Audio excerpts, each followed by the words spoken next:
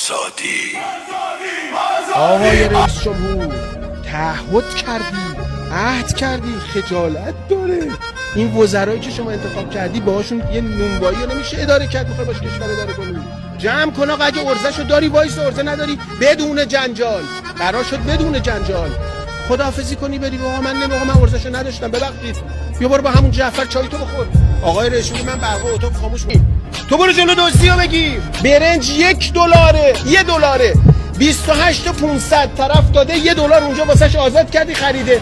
یه باربری بهش میخوره. من حساب کردم مثلا میشه 33 تومن میاد کشور. یه سودی هم بگیره اصلا 100% سود بگیره میشه 66 تومن. بی پدر نمیشه 200,000 تومن. لعنت بهتون با این کشورداریتون. بعدم نمیشه بهتون حرف بزنید. شما تو حرف میزنید شما با اسلام. نه آقا بنده اسلامو قبول دارم، انقلابو قبول دارم، ایرانو قبول دارم، همه اینا رو قبول دارم. من لعنت بر شما، من شما رو قبول ندارم. شما دوست